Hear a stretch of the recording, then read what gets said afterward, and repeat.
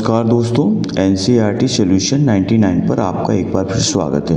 दोस्तों आज हम जो है कक्षा 10वीं की अर्धवार्षिक परीक्षा के साइंस विषय के पेपर को हल करेंगे। दोस्तों दोस्तों आपकी परीक्षा के लिए बहुत ही सहायक सिद्ध होगा। दोस्तों वीडियो शुरू करने से पहले आपसे एक छोटा सा निवेदन है कि अगर आप हमारे चैनल पर नए हैं तो आप हमारे चैनल को सब्सक्राइब कर दें और बेल आइकन की घंटी को क्लिक करना ना भूलें, ताकि जब भी मैं वीडियो अपलोड करूं तो उसका नोटिफिकेशन आपके मोबाइल पर सबसे पहले पहुंचे। तो ये दोस्तों कक्षा 10वीं अर्धवार्षिक परीक्षा 2000 पेपर दोस्तों, इसका विषय कोड है 200 और इसका जो है दोस्तों विषय कोड, और इसमें दोस्तों टोटल जो है प्रश्नों की संख्या 23 है और इसमें टोटल जो है दोस्तों प्रिंटेड पेजों की संख्या 8 है और मैक्सिमम मार्क दोस्तों इसके 75 नंबर है। तो दोस्तों स्टार्ट करते हैं आज के इस सेशन को। दोस्तों देखते पहला प्रश्न क्या पूछा गया।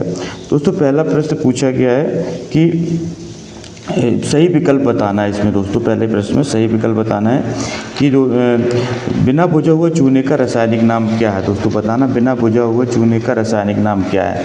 Calcium oxide, calcium hydroxide, calcium carbonate या दोस्तों कैल्शियम सल्फेट। तो दोस्तों बताना इसका रासायनिक सूत्र क्या है बिना बुझा हुए चूने का। तो दोस्तों जैसा कि पता है बिना बुझा हुए चूने का जो सूत्र होता है दोस्तों वो होता है कैल्शियम ऑक्साइड। कैल्शियम ऑक्साइड इसका संकेत ये दोस्तों कैल्शियम ऑक्साइड का सूत्र होता है CaO। इसको आप अच्छी तरह से याद रखें, कैल्शियम ऑक्साइड बिना बुझा हुआ चूना। एथेन में कितने सहसंयोजक बंध पाए जाते हैं। दोस्तों बताना एथेन में कितने सहसंयोजक बंध पाए जाते हैं। 6, 7, 8 और 9। तो दोस्तों एथेन में जो है 7 सहसंयोजक बंध पाए जाते हैं। एथेन का सूत्र होता है दोस्तों C2H6। इसका राइट आंसर C2H6। मादा लैंगिक अंगों का विकास व मासिक चक्र का नियमन किस हार्मोन्स के द्वारा होता है। एड्रेनलिन, टेस्टोस्टेरोन, एस्ट्रोजन और थायरॉक्सिन। तो दोस्तों मादा लैंगिक अंगों का जो विकास है और उसका जो मासिक चक्र का जो नियमन होता है वो दोस्तों होता है हमारा दोस्तों टेस्टोस्टेरोन हार्मोन द्वारा। इसका राइट आंसर दोस्तों बा है। मनुष्य के शरीर में कितनी जोड़ी गुणसूत्र पाए जाते हैं। तो दोस्तों मनुष्य के शरीर में 23 जोड़ी गुणसूत्र पाए जाते हैं, इसको आप याद रखना। तो 23 जोड़ी गुणसूत्र पाए जाते हैं। सौर भट्टियों में सूर्य के प्रकाश को केंद्रित करने के लिए किसका उपयोग किया जाता है। तो दोस्तों इसमें जो है अवतल दर्पण का उपयोग किया जाता है। इसका राइट आंसर दोस्तों बा है। विद्युत धारा का एसआई मात्रक बताना है। तो दोस्तों धारा का जो एसआई मात्रक होता है दोस्तों एम्पियर होता है और दोस्तों इसके ए से प्रदर्शित करते हैं। दोस्तों ये सभी प्रश्न आपके लिए परीक्षा के लिए बहुत ही सहायक सिद्ध होंगे। हमें पूरा आशा ही नहीं दोस्तों, पूर्ण विश्वास है। आप इन प्रश्नों को बार बार अभ्यास करें।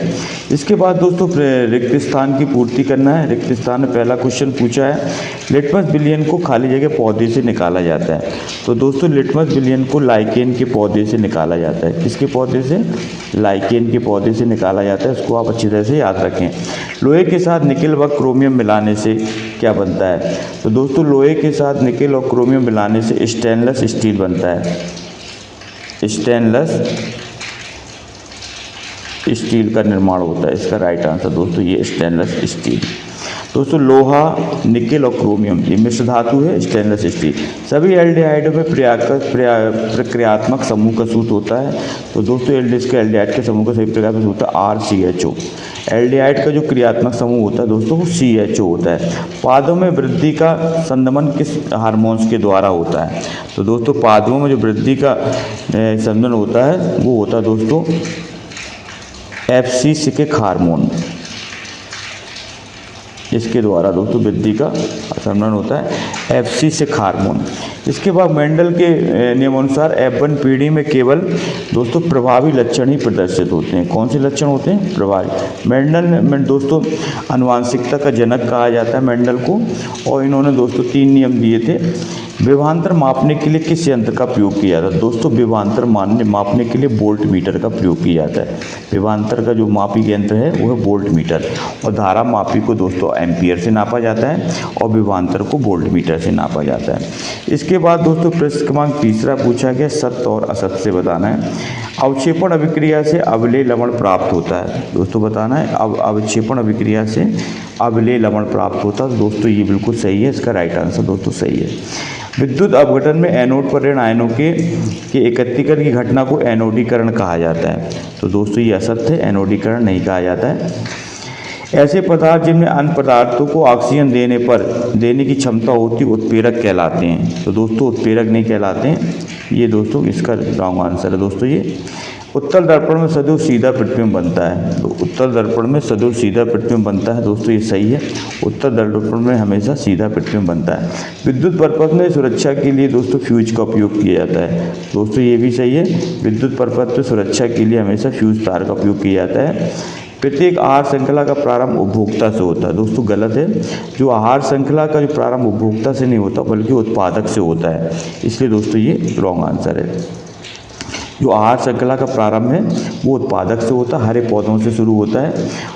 इसके बाद दोस्तों प्रश्न क्रमांक दोस्तों देखते हैं चौथा क्या पूछा। चौथा पूछा गया सही जोड़ी से संबंधित प्रश्न है। इसमें दोस्तों सही जोड़ी बनाना है। एमाइलेज जो एंजाइम है दोस्तों, इसका किस में उपयोग किया जाता है। तो एमाइलेज का एंजाइम दोस्तों किया जाता है कार्बोहाइड्रेट के पाचन में। इसका राइट आंसर दोस्तों सी होगा। दूसरा इंसुलिन।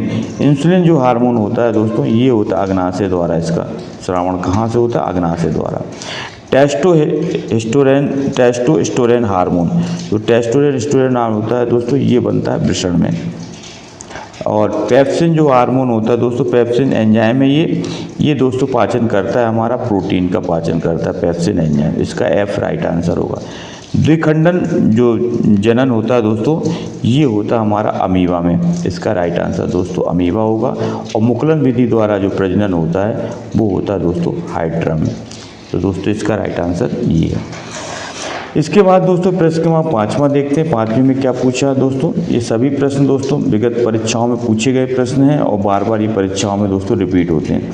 उस यौगिक का नाम व सूत्र लिखिए जिसमें क्रिस्टलीकरण जल के 2 अणु होते हैं। दोस्तों बताना है जिसमें जल के 2 अणु पाए जाते हैं।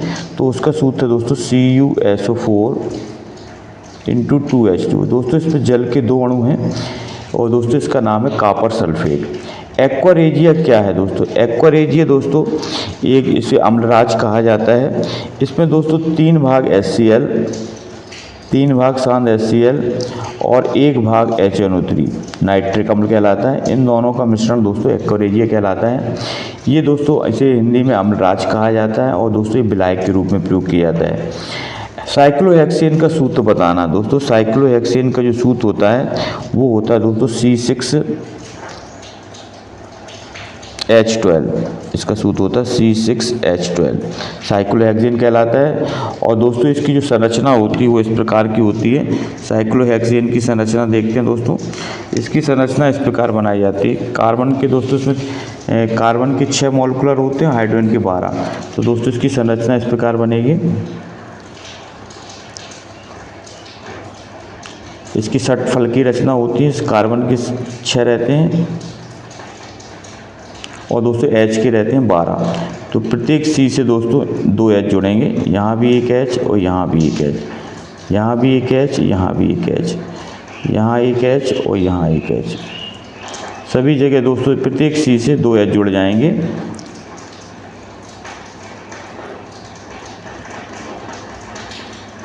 तो इस तरह दोस्तों ये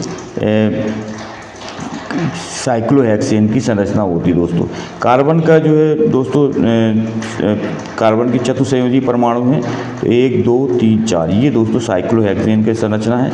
इसका सूत्र होता है C6H12। इसके बाद दोस्तों अगला प्रश्न देखते हैं। अगला प्रश्न किससे पूछा गया। अगला प्रश्न पूछा गया दोस्तों हमारे शरीर में पाए जाने वाले श्वसन वर्णक को नाम बताना है। तो दोस्तों हमारे शरीर में जो पाए जाने वाला जो श्वसन वर्णक है वो है दोस्तों हीमोग्लोबिन। क्या है, हीमोग्लोबिन। हीमोग्लोबिन।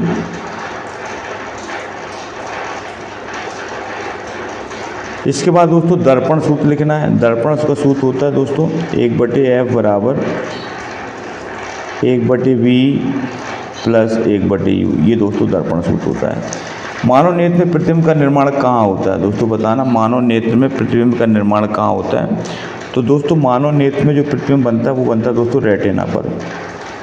इसको आप अच्छी तरह से याद रखें। अक्सर परीक्षाओं में पूछा जाता है कि मानव नेत्र में जो प्रतिबिंब होता है वो रेटिना पर बनता है। इसके बाद दोस्तों पूछा गया रेडॉक्स अभिक्रिया किसे कहते हैं। दोस्तों रेडॉक्स अभिक्रिया वो अभिक्रिया होती है जिसमें ऑक्सीकरण और अपचयन दोनों क्रियाएं साथ साथ चलती हैं, वो रेडॉक्स अभिक्रिया कहलाती है। बेकिंग सोडा और धोने का सोडा का सूत्र लिखना है। दोस्तों इनके दोनों के सूत्र, बेकिंग सोडा को बोलते हैं सोडियम बाइकार्बोनेट, और दोस्तों जो धोने का सोडा होता है इसका सूत्र होता है दोस्तों NaOH। बेकिंग सोडा का उपयोग दोस्तों, इसका उपयोग जो है खाने में किया जाता है, डबल रोटी बनाने में किया जाता है, और धावन सोडा का उपयोग दोस्तों साबुन बनाने के किया जाता है। उभयधर्मी ऑक्साइड का पूछा गया दोस्तों, ये एक उदाहरण भी देना है। उभयधर्मी ऑक्साइड में एल्युमिना आता है Al2Al। इसके बाद दोस्तों आयनिक यौगिक, बस सहसंयोग में अंतर बताना है। आयनिक यौगिक दोस्तों, आयनिक यौगिक के अंतर्गत आता है दोस्तों NaCl सोडियम क्लोराइड, और सहसंयोजी यौगिक के अंतर्गत आता है दोस्तों CaO कैल्शियम ऑक्साइड। आयनिक यौगिक वो होते हैं दोस्तों जो अपने अंदर से एक परमाणु इलेक्ट्रॉन को त्यागता है और दूसरा परमाणु इलेक्ट्रॉन को क्या करता है, ग्रहण करता है। सजातीय श्रेणी क्या होती है दोस्तों, ऐसी श्रेणी जिसमें कार्बन परमाणुओं के बीच CH2 का अंतर पाया जाता है, वो दोस्तों सजातीय श्रेणी कही जाती है। इनमें दोस्तों इलेक्ट्रॉन बिंदु संरचना बनानी है, ब्रोमोपेंटेन और प्रोपोनोइक अम्ल की संरचना बनानी है। प्रोपेनोइक अम्ल का होता है दोस्तों सूत्र C3H7COOH, और दोस्तों दूसरा ब्रोमोपेंटेन, पेंटेन का दोस्तों होता है C2H5Br, ये ब्रोमोपेंटेन। पेंटेन में दोस्तों आएगा हमारा C5H9Br। और जलीय जीवों व स्थलीय जीवों की श्वसन क्रिया में कोई अंतर बताना। हमारे शरीर में शुद्ध व अशुद्ध रक्त का वहन किन नलिकाओं द्वारा होता है और उनमें रक्त वहन की दिशा भी बताना है। तंत्रिका कोशिका का नामांतर बहुत ही महत्वपूर्ण प्रश्न है दोस्तों, इस प्रश्न को आप अच्छी तरह से याद कर लें। प्रतिवर्ती क्रिया में मेरुरज्जु की क्या भूमिका होती है। आप अपने घर में गुलाब के नए पौधे को उगाने के लिए जनन की किस विधि का उपयोग करेंगे, स्पष्ट कीजिए। परागण की क्रिया निषेचन की क्रिया से किस प्रकार भिन्न है। मानव में होने वाली संतान नर होगी या मादा, इसका निर्धारण करने वाले आरेख को समझाइए। अनुवांशिक लक्षण क्या होते हैं दोस्तों, अनुवांशिक लक्षण वो लक्षण होते हैं जो एक पीढ़ी से दूसरी पीढ़ी में पहुंचते हैं, अनुवांशिक लक्षण कहलाते हैं। इसके बाद दोस्तों अगला प्रश्न पूछा गया है कि एक उत्तल लेंस की वक्रता त्रिज्या 32 सेंटीमीटर है, इसकी दोस्तों फोकस दूरी बताना है। बहुत ही महत्वपूर्ण क्वेश्चन, अक्सर परीक्षाओं में पूछा जाता है दोस्तों। एक लेंस की वक्रता त्रिज्या 32 सेंटीमीटर, इसकी फोकस दूरी बताना है। तो दोस्तों फोकस दूरी का सूत्र होता है फोकस दूरी का सूत्र होता है दोस्तों F होता है R/2। R है वक्रता त्रिज्या, दोस्तों से वक्रता त्रिज्या दी है 32, तो 32 बटे दोस्तों 2 होगा, तो 2 से काटेंगे तो आ जाएगा 16, तो 16 सेंटीमीटर दोस्तों इसकी फोकस दूरी हो जाएगी। उत्तल अवतल लेंस की क्षमता को परिभाषित कीजिए। तो क्षमता दोस्तों लेंस की फोकस दूरी के जो व्युत्क्रम होता है उसको लेंस की क्षमता कहते हैं। इसके बाद प्रकाश के प्रकीर्णन का एक उदाहरण बताना। दोस्तों प्रकाश के प्रकीर्णन के कारण जो है आकाश का रंग जो है दोस्तों नीला दिखाई देता है। आकाश का नीला दिखाई देना, ये दोस्तों प्रकाश का प्रकीर्णन होता है, इसके कारण आकाश का रंग क्या होता है, नीला दिखाई देता है। आपके घर में विद्युत उपलब्ध कराने वाले विद्युत तार का प्रतिरोध कितने कारकों पर प्रतिरोध करता है। तो दोस्तों विद्युत तार का प्रतिरोध चालक की लंबाई पर निर्भर करता है। प्रतिरोध जो होता है दोस्तों वो होता है R= होता है दोस्तों रो बराबर होता है RA/L, तो R बराबर हो जाएगा दोस्तों ρL/A। दोस्तों चालक का प्रतिरोध जो होता है वो लंबाई के समानुपाती होता है, और चालक का प्रतिरोध होता है दोस्तों अनुप्रस्थ काट के क्षेत्रफल के क्या होता है, व्युत्क्रमानुपाती होता है। तो ये दो चीज़ों पर निर्भर करता है, लंबाई पर और अनुप्रस्थ काट के क्षेत्रफल पर। इसके बाद आपके घर में 2, 3, 6 ओम के 3 प्रतिरोध को किसी प्रतिरोधक में इस प्रकार संयोजित करेंगे, कुल प्रतिरोध 4 ओम। दोस्तों ये न्यूमेरिकल संबंधित प्रश्न है। पर्यावरण में सजीव जीव एक दूसरे के पारस्परिक संबंध क्यों रखते हैं। कचरा प्रबंधन प्रणाली में जैव निम्नीकरण व अजैव निम्नीकरण की व्याख्या कीजिए। आपके पास A भी 2 बिलियन है, A का pH 2 है और 1 बिलियन का pH 13 है। दोस्तों जिस बिलियन का pH मान 7 से कम होता है वो अम्लीय होता है, और जिस बिलियन का pH मान 7 से ज़्यादा होगा वो क्षारीय होगा। जो अम्ल होते हैं दोस्तों वो नीले लिटमस को लाल कर देते हैं, इसको भी आप याद रखेंगे। इसके बाद दोस्तों प्रश्न क्रमांक 19 में देखते हैं। नीचे दिए गए चित्र की सहायता से बताइए कि प्रत्येक भाग का कार्य लिखना है दोस्तों। और ऋतुस्राव क्या है, यह केवल मादा में भी क्यों होता है। किसी निकट दृष्टि से दोष पीड़ित व्यक्ति का नेत्र से सामने 80 सेंटीमीटर दूरी पर है। इस दोष को संशोधित करने की लेंस की प्रकृति बताना। दोस्तों निकट दृष्टि दोष में अवतल लेंस का प्रयोग किया जाता है और दूसरी दृष्टि में कांच के प्रिज्म द्वारा श्वेत प्रकाश के विक्षेपण को दोस्तों बताना। कांच के प्रिज्म द्वारा श्वेत प्रकाश का विक्षेपण, तो दोस्तों श्वेत प्रकाश का विक्षेपण इस तरह होता है। दोस्तों ये प्रिज्म है। जब दोस्तों प्रिज्म पर दोस्तों श्वेत प्रकाश को डालेंगे तो दोस्तों ये श्वेत प्रकाश जो होता है वो 7 रंगों में विभक्त हो जाता है। तो ये जो दोस्तों 7 रंगों में विभक्त होने की घटना है दोस्तों, ये कहलाती है वर्ण विक्षेपण। तो दोस्तों ये 7 रंग होते हैं, वो होते हैं विभ की ओर, बैगनी, इंडिगो माने जामुनी होता है दोस्तों, ब्लू, ग्रीन, येलो, ऑरेंज और रेड। ये 7 रंगों में श्वेत प्रकाश डिवाइड होता है। इस 7 रंगों में जो प्रकाश का जो बटना होता है दोस्तों, ये कहलाता है वर्ण विक्षेपण। तो दोस्तों वर्ण विक्षेपण होता है जब सूर्य के प्रकाश को किसी प्रिज्म पर डाला जाता है तो वह 7 रंगों में बढ़ जाता है। इस क्रिया को प्रकाश का वर्ण विक्षेपण कहते हैं। दोस्तों इसके बाद किन्हीं 2 विपरीत रासायनिक अभिक्रियाओं की रासायनिक समीकरण लिखना है। निम्नलिखित में से संतुलित रासायनिक समीकरण बताना दोस्तों। पहला है जिंक को सिल्वर नाइट्रेट के साथ क्रिया कराना है। तो दोस्तों जिंक की सिल्वर नाइट्रेट के साथ क्रिया होगी तो जिंक Zn प्लस AgNO3, तो दोस्तों बनेगा जिंक नाइट्रेट। ZnNO3 से जुड़ जाएगा, ZnNO3 प्लस दोस्तों सिल्वर क्या होगी, मुक्त हो जाएगी। ये दोस्तों इसका sir hydrogen plus chlorine, hydrogen का दोस्तों H2 होता है, क्लोरीन का Cl2 होता है, तो इससे बनेगा HCl, हाइड्रोजन क्लोराइड। यहाँ दोस्तों 2 हाइड्रोजन के, क्लोरीन के भी 2 हैं, तो 2HCl हो जाएगा। जिंक कार्बोनेट को गर्म करेंगे तो जिंक ऑक्साइड प्लस दोस्तों कार्बन डाइऑक्साइड बनेगी। तो जिंक कार्बोनेट का सूत्र होता है दोस्तों ZnCO3, इसको गर्म करेंगे तो जिंक ऑक्साइड ZnO बनेगा प्लस दोस्तों बनेगा कार्बन डाइऑक्साइड। ये दोस्तों इसका सही है। Barium chloride plus potassium sulphate, barium chloride का दोस्तों होता है BaCl2 और प्लस पोटेशियम सल्फेट का होता है दोस्तों K2SO4। इन दोनों को गर्म करेंगे दोस्तों इसका BaSO4 से जुड़ जाएगा, तो BaSO4 बनेगा और प्लस दोस्तों K2 जो है Cl से जुड़ेगा तो बनेगा 2KCl। तो दोस्तों ये थे आपके संतुलित रासायनिक समीकरण।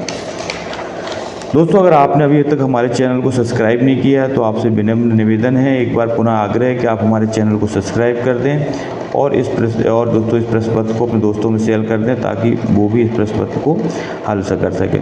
दोस्तों ये प्रश्न क्रमांक 23 में न्यूमेरिकल है। 5 सेंटीमीटर लंबाई पर स्थित 30 सेंटीमीटर वक्र त्रिज्या से उत्तर दर्पण के सामने 20 सेंटीमीटर दूरी पर स्थित प्रतिबिंब की स्थिति और साइज का बताना है। तो दोस्तों इसमें दर्पण का सूत्र लगेगा। दर्पण का सूत्र होता है 1/f बराबर 1/v प्लस 1/u। इस सूत्र की सहायता से हम दोस्तों इस प्रतिबिंब की स्थिति निकाल सकते हैं। u है वस्तु की दूरी और v है दोस्तों प्रतिबिंब की दूरी। तो दोस्तों ये था प्रश्न पत्र। आई होप कि दोस्तों आपको प्रश्न पत्र समझ में आया होगा। आपसे पुनः आग्रह है कि आप हमारे चैनल को सब्सक्राइब कर दें और इन प्रश्नों को बार बार अभ्यास करें ताकि आप परीक्षा में दोस्तों अच्छे से अच्छे मार्क्स ला करके उत्तीर्ण हो सके। दोस्तों आपका दिन शुभ हो। जय हिंद, जय भारत, वंदे मातरम।